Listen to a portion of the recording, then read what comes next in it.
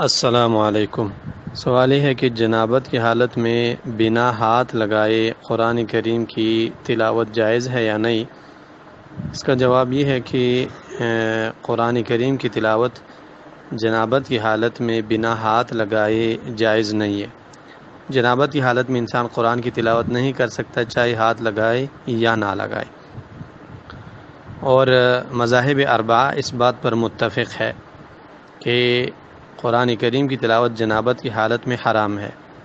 امام ترمذی رحمہ اللہ نے یہ بات ذکر کی ہے کہ صحابہ کرام اور تابعین اور ان کے بعد اکثر علماء اس موقف پر ہے کہ جنابت کی حالت میں قرآن کی تلاوت جائز نہیں ہے، جیسے سفیان الثوری ہے، عبداللہ بن مبارک، امام شافعی، احمد، امام اسحاق وغیرہ۔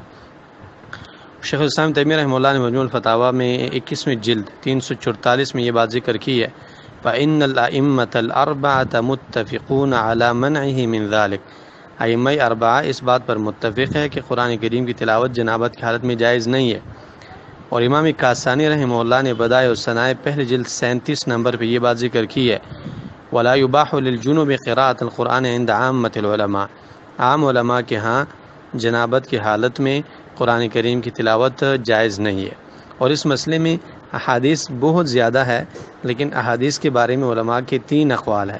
اکثر علماء کہتے ہیں کہ یہ احادیث ضعیف ہے، اور کچھ علماء اس حدیث کو صحیح سمجھتے ہیں احادیث کو، اور کچھ علماء ان احادیث کو حسن لغیرہ ہی سمجھتے ہیں۔ بنا بر ہر تقدیر انشاءاللہ یہ احادیث پہلے نمبر پہ اس معنی کی حدیث کہ جنابت کی حالت میں قرآن کریم کی تلاوت جائز نہیں ہے، مسند احمد میں ہے 1011، ابو داؤد میں ہے 229، نسائی میں 265، ابن ماجہ میں 594، اور حدیث ہے عبداللہ بن سلمہ کی۔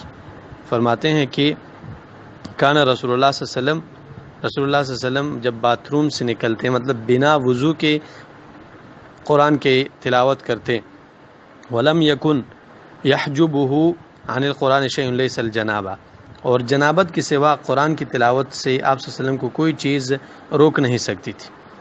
تو اس وجہ سے ان حدیث میں اگرچہ کلام ہے، اور اکثر علماء نے ان حدیث پر کلام ذکر کیا ہے، لیکن احادیث کی کل طرق کو جب ملایا جائے تو انشاءاللہ یہ حدیث اس قابل ہے کہ ان پر عمل کیا جائے۔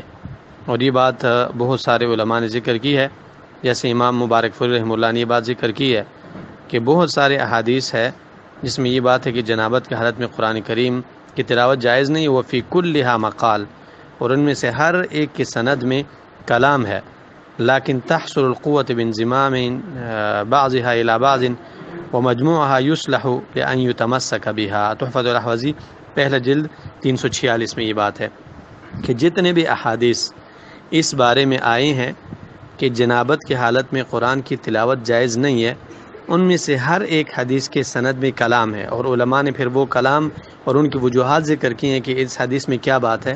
لیکن امام مبارک فوری فرماتے ہیں کہ جب ان سب احادیث کو ملایا جائے تو ان سے یہ بات معلوم ہوتی ہے کہ اگر ان احادیث پر عمل کیا جائے تو صحیح ہے۔